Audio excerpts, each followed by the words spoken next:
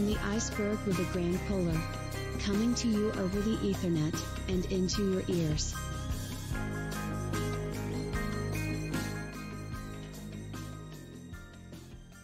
So, without any further ado,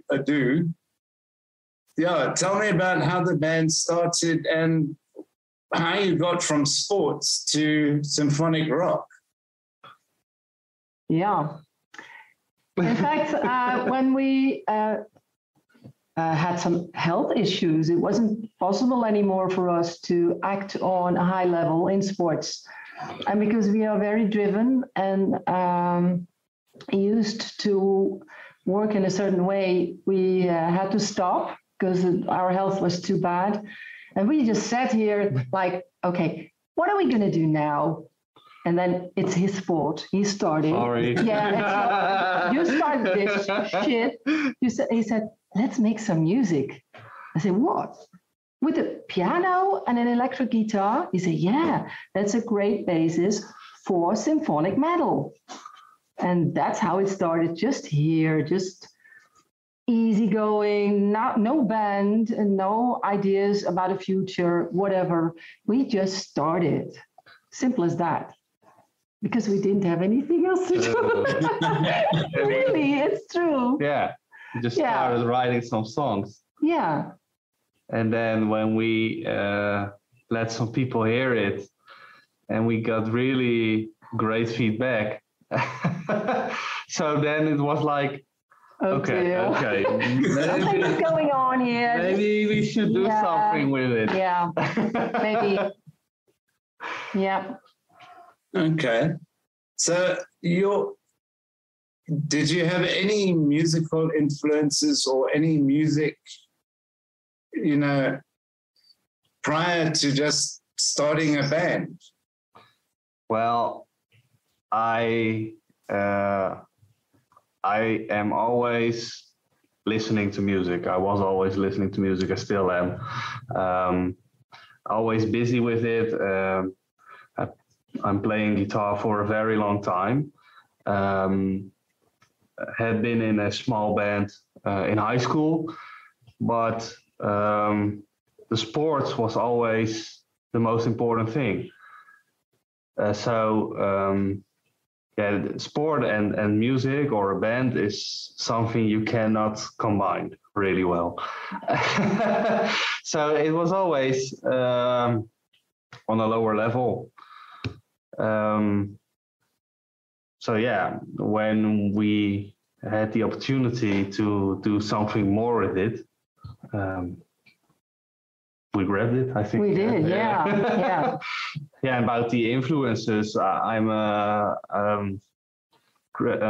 big Iron Maiden fan, the classical heavy metal stuff, but also I was already into the symphonic metal stuff like Epica and the With Temptation, Delane, that kind of stuff. And you had something completely different, yeah. I started out as a classical piano player. I had a lot of lessons for that. And then when I was 15 or 16 years old, I was asked for a big band. That was fun. That really was fun, but I had to change my style and technique to the musical jazzy part that I had to play. And I loved it. I loved the musical songs and the sound of the big band, the whole show around it. I did that until I was about 24 years old. And then I also went on with my sports. So it all went to the background. And I do love music. I have a very wide taste. It could be ABBA, it could be Avatar, it could be Iron Maiden. But of course, I grew up in the time in the 70s when a lot of heavy metal music was great. And that was also my background. So it started to melt. I loved the music, but I never knew how to combine the classical background I have with the metal part. And that's where I found that there was a way to combine it in the symphonic metal part. Yeah. Okay, and the other band members, how did you get them involved? Or did you go and look for them, or were they friends, or? No, we didn't have friends that were into music, but I am a commercial psychologist, so I'm used to talk to people and interview people and ask people about what they like, and that's how I started. And I just asked musicians, quite famous ones too, and everybody answered me. It's unbelievable. I could ask really, and everybody helped me and was nice to me.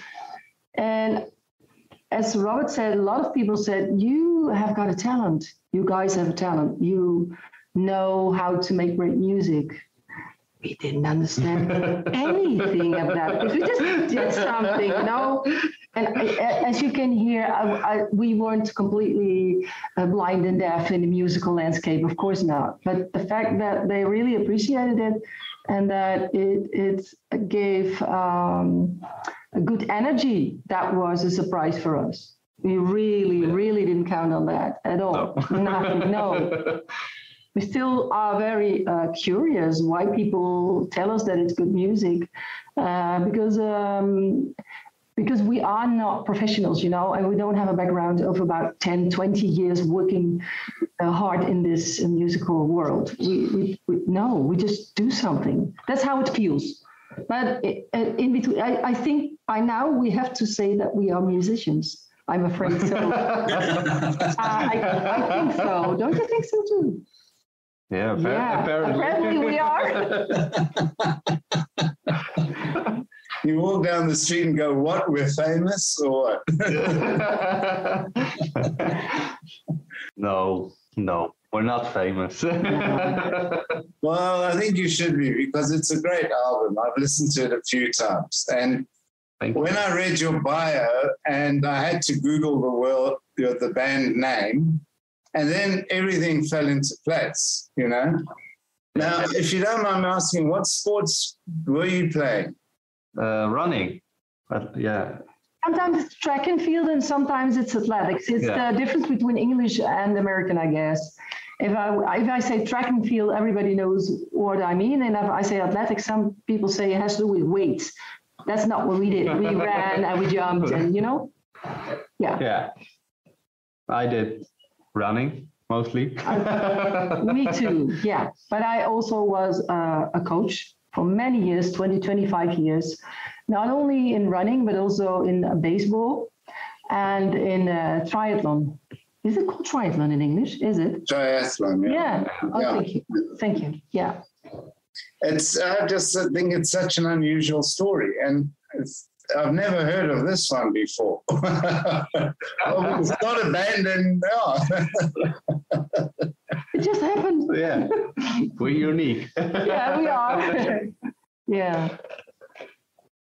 Tell us about the new album. It's obviously a concept album. Yes. And is like sort of Greek and mythology and everything like that something that you're interested in? Or how did the whole concept come about? That's your story. Yeah, it's about the 80 years war, which was quite big in Holland, Belgium. The Netherlands didn't exist. It's all about 1700. And I worked in Zeeland, that's a part of Holland right now. And I saw beautiful things that all came from the period of the 80 Years' War.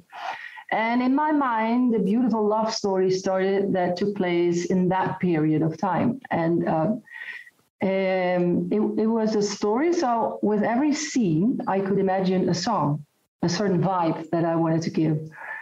And it was very hard to find vocalists because we wanted the song to have its own identity, because every scene, in fact, it's a rock opera, every scene has its own identity, its own story, little story. And therefore, I needed to have certain kind of voices that could tell the story, in fact, not just with the words, but also with their voices.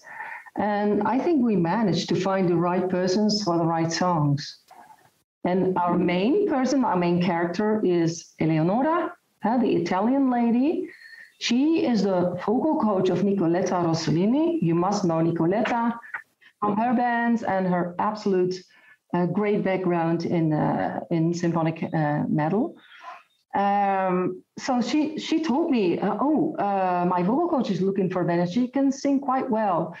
And that was the best choice we could make, because she can sing classical, she loves heavy metal, she loves rock, all kinds of music, and she understands the things we want to say with this music. So she's the main character. Also, I hope that one day we will be on a stage with a rock opera, and then she can perform, which she loves, because she had a classical background too. Yeah. And the rest of the people came from pop music or came from rock, all kinds of, and don't forget Laura Guldemond from Berlin Witches. She has made a great song of False Face Demon. It's her voice that really lifted this song up. She really made it absolutely fabulous. And just curious, where did you record the album? And who produced it? All the guitars and also bass guitar we did at home, also because of COVID. And drums and vocals are recorded at, I have to say it right, Project Zero Studio of Jarne Heijlen. He's a producer in Belgium, also the bass player of Carnation, maybe you know them. He produced it and he did a great job. Are you wanting to take the whole album out as a complete rock opera, or are you just going to perform some songs and then do other songs? Or? No, I hope to do the album, the complete album, because that is the story.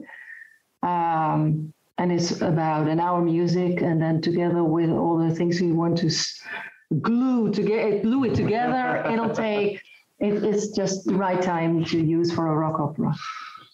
Of course, we will also be on a stage, and we won't be able to do the complete album because not all the singers are there, or we don't have enough time to play all the songs. So then we will play a subset of it, but the idea is to eventually create a rock opera of it, and maybe even in theaters.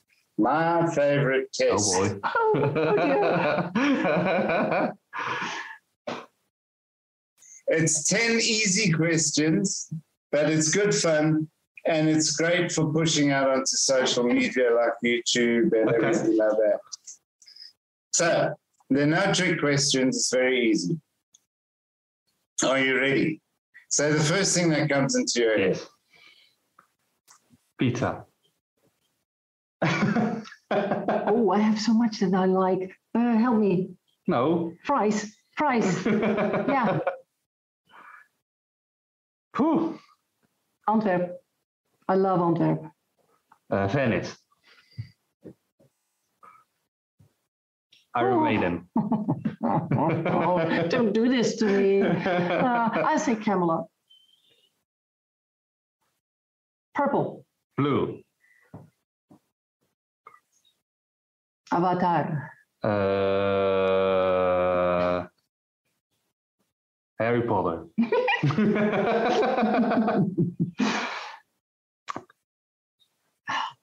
The Rime of the Ancient Mariner. Oh dear. Don't do this to me, please.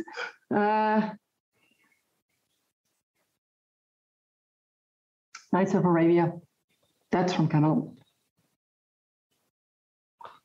Knights of Arabia from Camelot. Dogs. Dog. Our dog. Favorite actor. Leonardo DiCaprio. What's his name? I don't know. I'll say the same. I love him too. I love him too.